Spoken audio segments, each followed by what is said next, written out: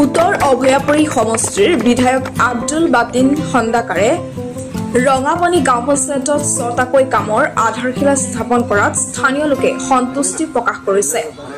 বিধায়ক আব্দুল বাতিন খন্দাকাৰে ঘোৰামাৰা প্ৰাথমিক বিদ্যালয় মেৰামতিৰ বাবে 15 ফাইনেন্সৰ 2,80,000 টকাৰ কামৰ আধাৰশিলা স্থাপন কৰে।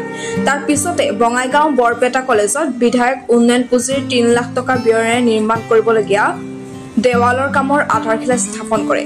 তাৰ পিছতে 15 ফাইনেন্সৰ 1,50,000 টকা ব্যয়েৰে 264 নং হিমলাবাৰী প্ৰাথমিক বিদ্যালয় মেৰামতিৰ কামৰ আধাৰশিলা স্থাপন কৰে।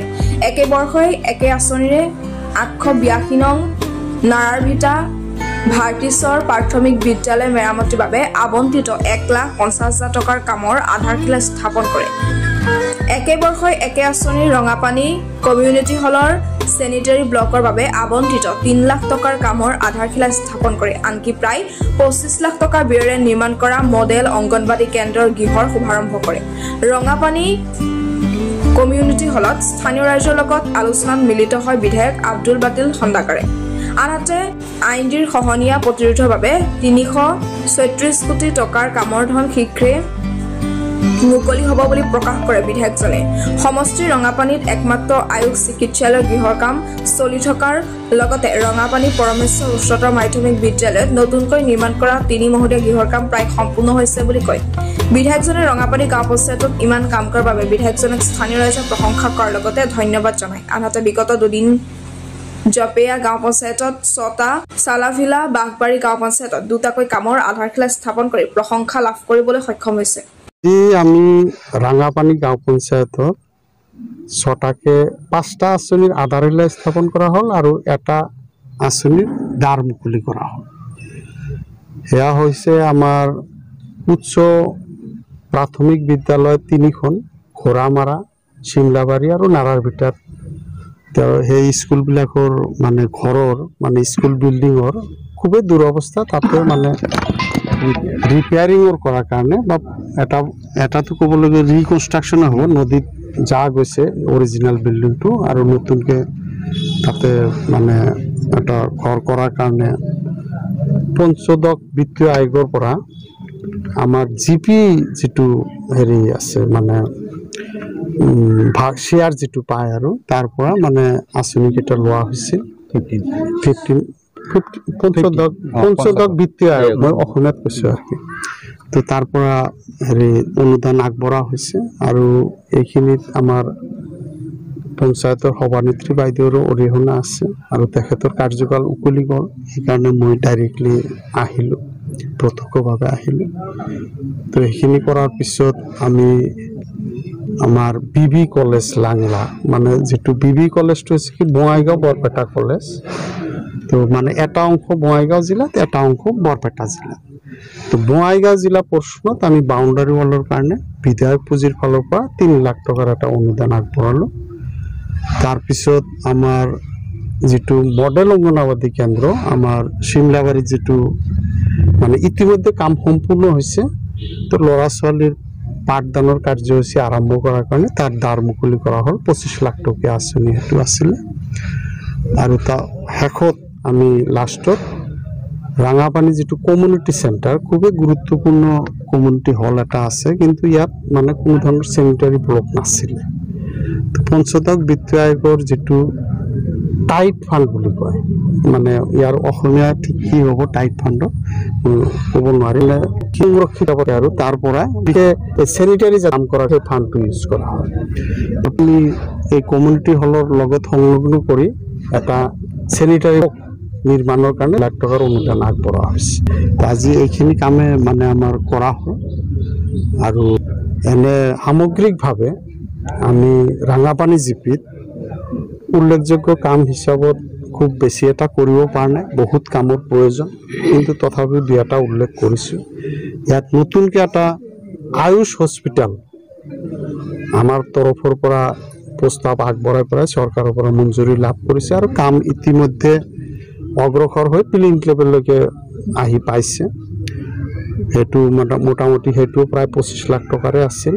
আৰু ইম্পৰ্টেণ্ট কথাটো টকাৰ ইমান যে নহওক, এটা নতুন অনুষ্ঠান আমি লাভ কৰিলোঁ ৰাঙাপানী জিপি।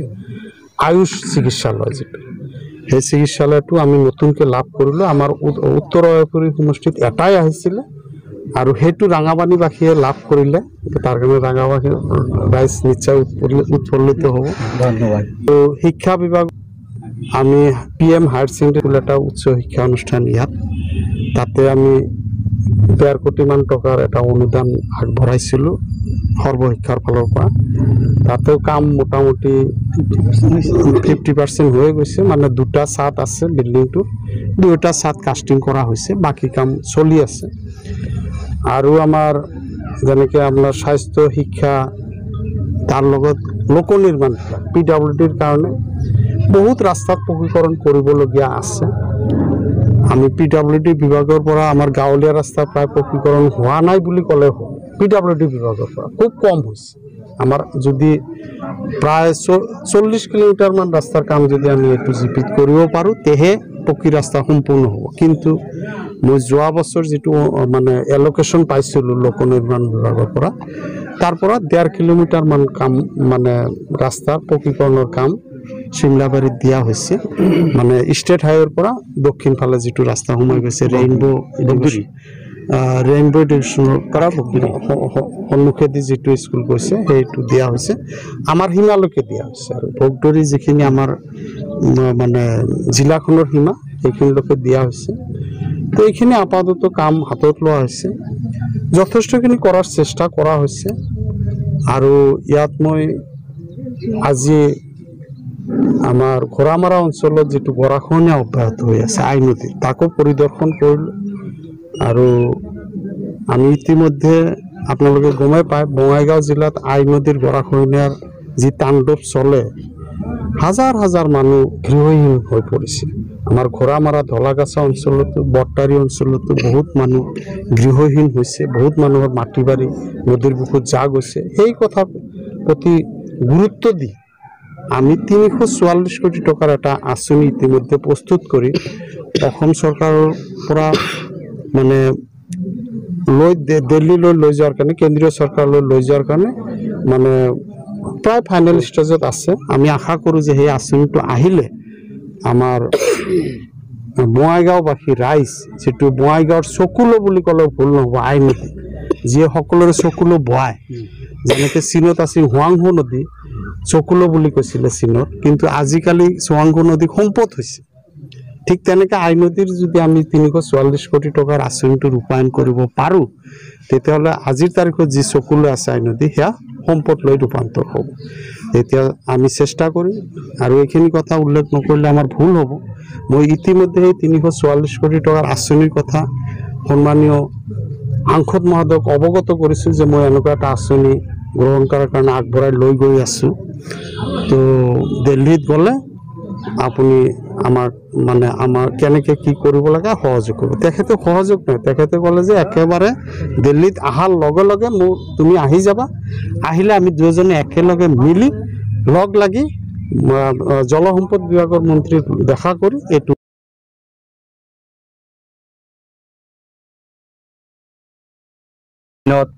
আমাৰ উত্তৰ অভয়পুৰী বিধায়ক, বলিষ্ঠ বিধায়ক আব্দুল বাতিন খন্দকাৰ ডাঙৰীয়াই 6টাকৈ কামৰ যি শুভ উদ্বোধনী কৰি আমাৰ এই ৰাঙাপানী এটা পিছপৰা অঞ্চলৰ ৰাইজৰ যি এটা মানে আশা আছিল বা যেনেকৈ এটা মানে ভাবিছিল, সেই ভাবামতে আজি এই 6টা কামৰ উদ্বোধনীত সঁচাকৈ আমি ৰাঙাপানী ৰাইজে উৎফুল্লিত হৈ পৰিছোঁ। আৰু তেওঁ আমাক এটা আশা দিছে, আগন্তুক দিনতো তেওঁ ইখন পঞ্চায়ত আৰু যে ডেভেলপ কৰিব তাৰো এটা প্ৰতিশ্ৰুতি দিছে।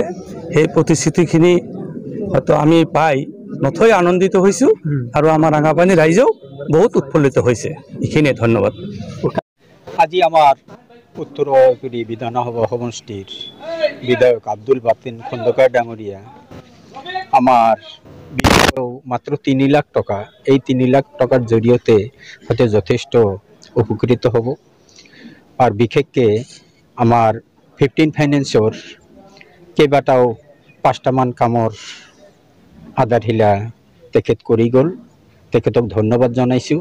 আৰু তেখেত যে গৰাখহনীয়াৰ ওপৰত যথেষ্ট গুৰুত্ব আৰোপ কৰিছে, গৰাখহনীয়াৰ ক্ষেত্ৰত তেওঁ গুৰুত্ব আৰোপ কৰি পেলাই ৰাইজৰ আগত 300 কোটি টকাৰ এটা আঁচনি ৰাঙাপানী জিপি এৰিয়াত আনিব বুলি MP মহোদয়ৰ লগত যোগাযোগ স্থাপন কৰি পেলাই এইটো কাৰ্যকৰী কৰিব বুলি আমাক আশ্বাস দিয়াত আমি তেখেতক বিশেষভাৱে ধন্যবাদ জনাইছোঁ। আশা কৰি এইটো কাৰ্যকৰী হ'লে আমাৰ ৰাঙাপানী পঞ্চায়তৰ বিশেষ ডেভেলপ হ'ব। এইখিনিয়ে, ধন্যবাদ।